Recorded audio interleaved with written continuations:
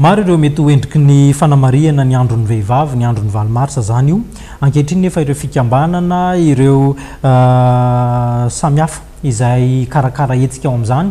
dia efa somebiseby ny amin'ny fikarakarana ireo hetsika tanterahana amin'ny fanamariana ny andron'ny fahavalon'ny volana marsa ireo olona sendra nanaovana fanadihadiana teny rehetra teny nefa dia samy naneho ny heviny ny mahazava-dehibe ny anamariana azy io. Afaka andro vitsy dia ankalaza ny andron'ny valomarsa isika izay andro natokana ho an'ny vehivavy andro tsy asana ho azy ireo fandraisaka rama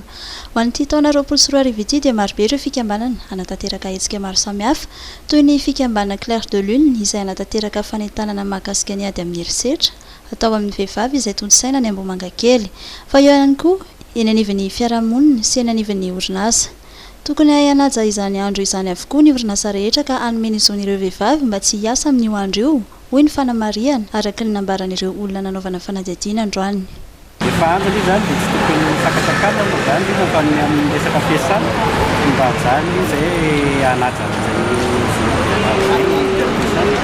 ho an'ity renim-pianakaviana ity dia nisafidy ny ampifaly ny zanany ao an-tokantrano izy ny andron'ny valomarsa andro alahady io andro io ka ahafahana miaraka amin'ny ankizy.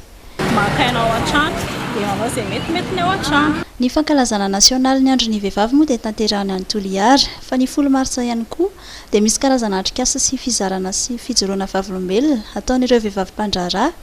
ary anisany handray anjara amin'ny fampandrosoana ny firenena izay karakarain'ny eo anivon'ny ministeran'ny fanabeazam-pirenena sy ny fampianarana ara-teknika sy arakasa atao etsy amin'ny plaza Beflo. Dia izay ny vaovaontsika ary tompolasy tompoko vavy makasitraka anao tsy nisaraka taminay mitohy hatrany ny fandarana eto fahita lavitra ma TV ho amin'ny rapitsodray ny sampana fampalalam-bovoma amin'ny fotoanaonao veloma tompoko. Mandritry ny andro ianantsika izy ilay eo foana